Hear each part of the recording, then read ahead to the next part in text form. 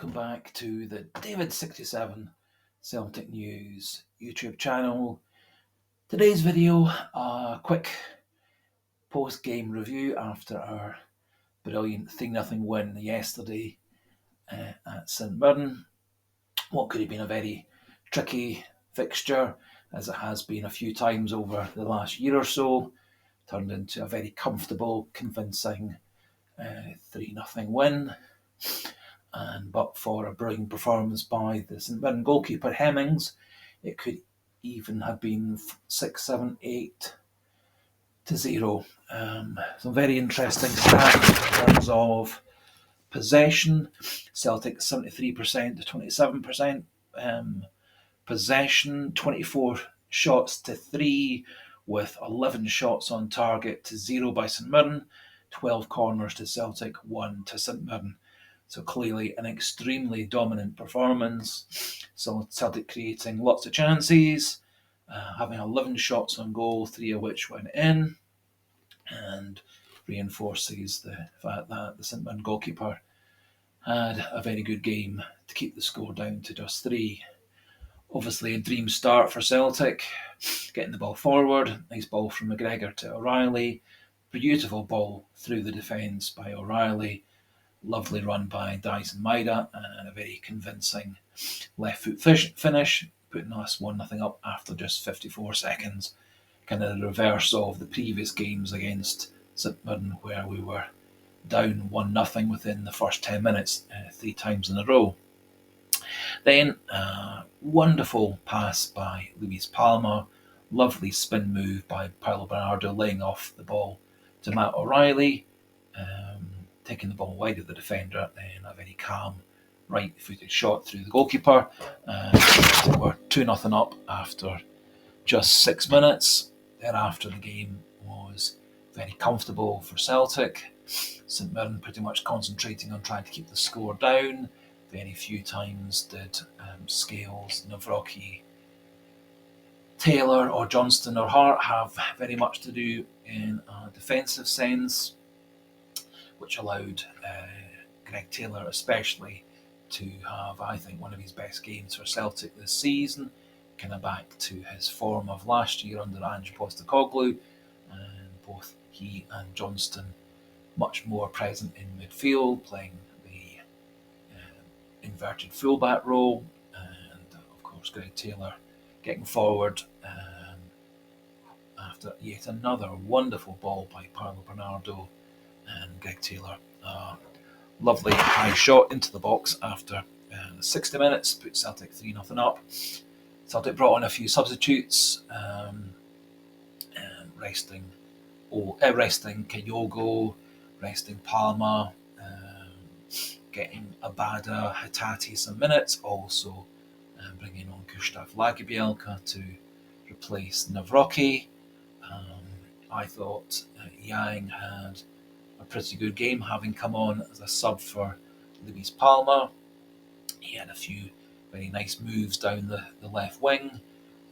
Does need to practice a wee bit more his left foot crossing, as that seems to be a bit of a weak point. However, when he does cut back in on his right foot, a couple of nice crosses, a couple of nice passes, and also had a couple of shots on goal, and on another day could easily have had a couple of goals to go with his wing play as well. Thought Abada and Hatate both need lots of time get back to game sharpness, but they did look like they were fit again, but I think it's going to take them a few weeks to get back into match sharpness. Abada will have a few days off and then back in training with Celtic prior to our game against Bucky Thistle in 18 days' time. Hatate, unfortunately, is away with the Japanese squad in the Asian Cup, and so won't be back with Celtic possibly until as late as early mid-February after the final of the Asian Cup, which is quite likely to be between South Korea and Japan, as they are currently the two strongest sides in Asia at the moment, although Australia might give them a run for their money. although they are primarily trying to play their Olympic squad with a few of their more experienced players. So, getting back to the game, I thought the key to Celtic's victory, as it was against Rangers, was our midfield three. Paulo Bernardo gets better and better each game. Callum McGregor had a wonderful controlling midfield performance, going box to box, seemed to be present to pick up the ball off the back four, linked nicely with Dyson Maeda and Palmer and O'Reilly and Bernardo, got forward, a couple of half chances with shots, and was always there as an outlet for passes, and I thought McGregor had a superb match. O'Reilly, obviously, lovely pass for goal number one, very calm finish for goal number two, and again, he was pretty much everywhere in midfield, got forward as well to support the attack, and was there as an outlet ball for McGregor when we were restarting the play. Dyson Maeda, I think, had his best game since he came back from injury. He looked like he'd regained a lot of his pace, a lot of his directness, and was much more efficient yesterday. And of course, lovely left-footed finish to opening the scoring. And it is a shame just now that he's back into near his best form. He'll be off to the Asian Cup for the next month or so, which is a disappointment. However, I think by the time that we come back for our game against Bucky in 3 weeks' time, or just under 3 weeks' time, that Leila Bada will be back to full fitness. Lias Palmer will carry on his good form. And we've also got the backups of the wonderful Mikey Johnston and James Forrest. And I do wonder whether we may also be looking at bringing in another white player, which I'll come back to later on. Thought Mike Nawrocki looked like he does need a few more games to get back into match sharpness. Didn't look like he and Liam Scales quite have the partnership built up just yet. I think given the injury proneness of both CCV and Stephen Welsh, we may well be seeing Nawrocki and Scales as our partnership on a regular basis over the next 3 or 4 months. As I do have a bad feeling that Cameron Carter-Vickers' recurring knee and hamstring problems will carry on being a problem for the rest of the season. I thought when Gustav Lagerbielke came on, he looked calm, assured. He looked much more match sharp than Mike Nawrocki was in the preceding hour or so. It looked like Lagerbielke and Scales maintained that good partnership they've had from before. And so I do wonder whether Brendan Rodgers might reconsider his determination to get rid of Lagerbielke at all costs this transfer window. If we are going to have Carter-Vickers and Welsh remaining as injury prone as they are, possibility that Stephen Welsh might well require shoulder surgery, although that's not yet been confirmed as such, then that would leave us rather bare in terms of experienced central defenders. So personally, I think Celtic would be stupid to get rid of Lagerbielke, and even more stupid with the concerns over CCV and Welsh fitness for the next few weeks and months. Enough of the Gustav Lagerbielke Appreciation Society, and finishing off, thought Luis Palma, Kyogo all had quite quiet matches. They all did try their hardest. Had a couple of half chances. Kyogo had a couple of half chances. Luis Palma a few nice crosses. His corners and direct free kicks are a bit hit and miss. A couple of really lovely deliveries that almost created goals from corners and free kicks, and a few corners and free kicks that sailed miles over the target or over the bar.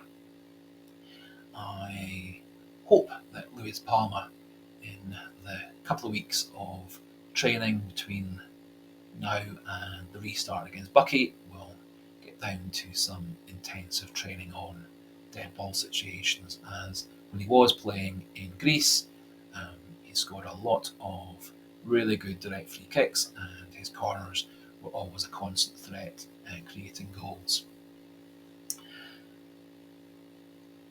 No real demerit points or bad points from yesterday's performance. Joe Hart had, in essence, nothing to do other than get kicked in the head by the St Mirren centre forward.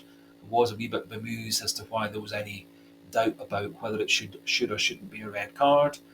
For a red card, it doesn't need to have any intent to do so. I don't think he made any effort to deliberately hurt Joe Hart. He was going for the ball. However, his foot was excessively high. It wasn't as if Joe Hart's head was down on the ground. Joe Hart's head was slightly bent, but he got his foot up high, caught Joe Hart in the head. It was lucky that that boot didn't contact Joe Hart's eye, otherwise he could well have been blinded in that eye. Good job that the kick to the head was a fairly glancing blow. Again, had it been a more direct blow, it could easily have knocked Joe Hart out or even caused a brain injury. So, for me, no doubt, once the slow motion replays were looked at by VAR and then by the referee David Monroe, it was a clear, obvious red card, despite what Chris Sutton thought, and the Sky Sports pundits unanimously thought it was a red card, and it would appear that the great majority of pundits and ex-pros agree under current rules and regulations that is an obvious red card.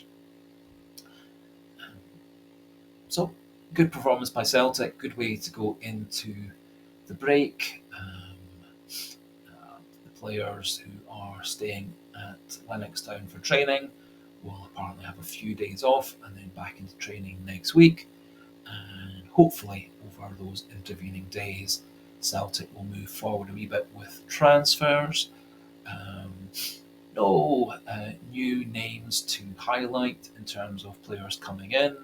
There's not been any movement on the Thiago Araujo transfer from Estoril, and that does seem to be slowing down in terms of news, impact stories. Sadly, the interest in Scott McKenna at Notts Forest seems to be increasing.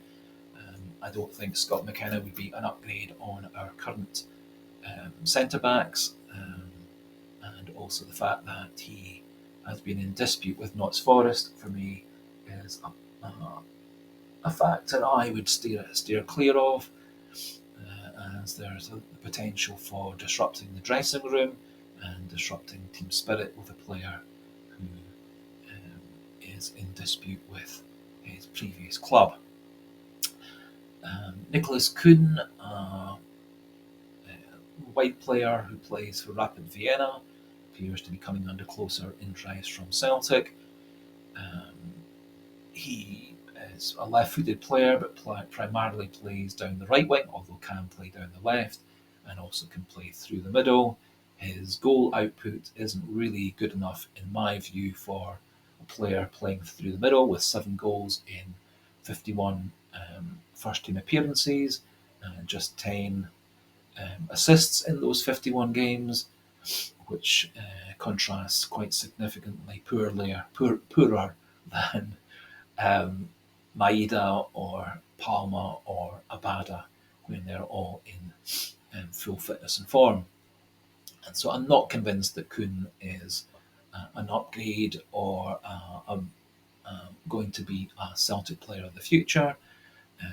The highlight reels and scouting reels remain rather limited for him, but I suspect if the interest in Kuhn coming to Celtic increases, that there will be more scouting sites looking at him and creating their own analysis videos, and so I'll watch out for those over the next few days.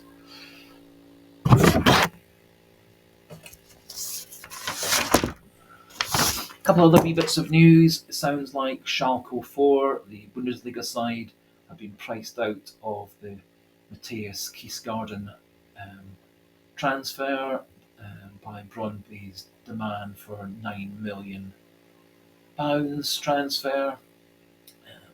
That might well leave Celtic as being the primary club of interest for Kvistgaarden and Brøndby, although I personally don't think our £9 million fee is worth Kvistgaarden.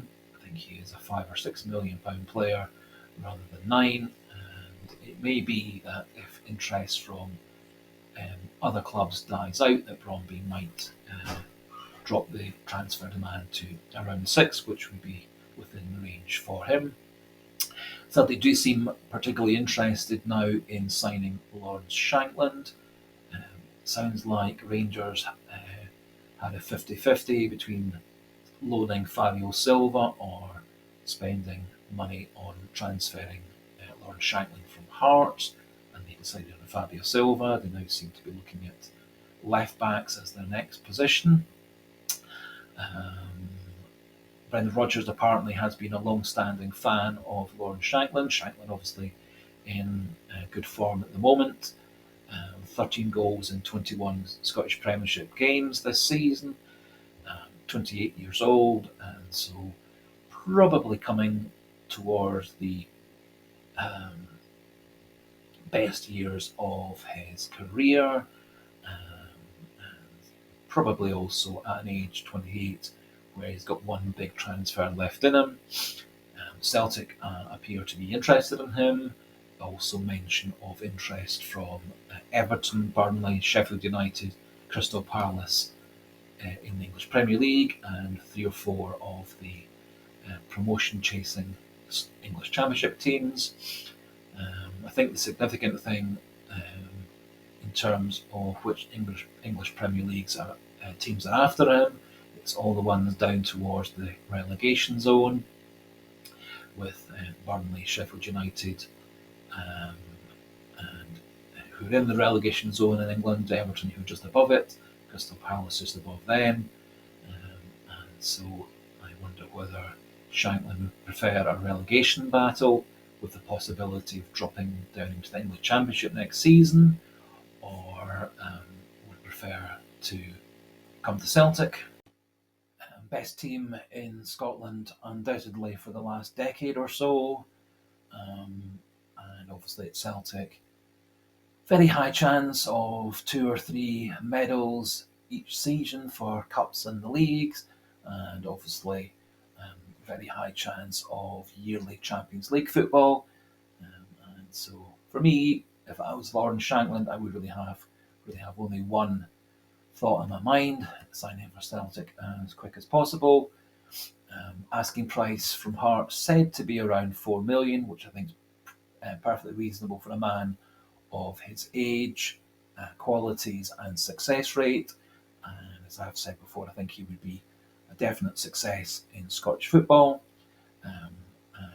Also, potential for scoring in Europe as well, with better support from creative players like McGregor, O'Reilly, Maeda, etc., etc. And obviously would fulfil one of the quota positions for Celtic for Scottish and Scottish trained players. Bojan Miovski of Aberdeen seems to be more of in the back burner, and so with the bonus of Kyogo being available now until the end of the season, injury permitting, I think Celtic's resources up front are good, and I think an extra striker or 2 in the transfer window is what's called for. Rodgers said to also want a left back and a left winger. Left back, I think, is perfectly reasonable. I think, however, we do need to have a left back who can properly defend if we're going to be more successful in Europe, and I don't think Araujo is that player. Greg Taylor, for me, is just a little bit wee and slow at the highest level, and Celtic could do with pacey, strong, good defensive left back. and there are a few out there. And I'm going to continue to research available left backs over the next week or so and try to do a little scouting video or two when things become clearer. So, final wee bit of news is it looks like our ex-player Jota is yet again being lined up for a free transfer and cancellation of his contract with Al Ittihad in Saudi Arabia. Theoretically, that would allow him to come back to Celtic for nothing. However, I am pretty sure that his wage demands would be outside of any of Celtic's ranges, and it does appear there are several English Premier League and other big European teams very keen to sign Jota if he is released as expected by Al Ittihad in the next week or two. And Ange Postecoglou at Spurs is said to be lining up a bid or an offer as soon as Jota does become available. So that finishes things off for today. If you have liked the video and liked the content of the channel, please do click that subscribe button if you haven't subscribed already. And as always, delighted to hear any comments regarding the video, regarding Celtic, or players you have been watching out for recently. And also over the next 18 days or so prior to our next match against Bucky in the Cup, my plan is to do update videos every couple of days or so, and also try to do regular little scouting analysis videos of players Celtic are looking at or potentially might want to look at to cover those key positions as we go through the winter transfer window. So for today, thanks for listening, thanks for watching, goodbye, and hail, hail.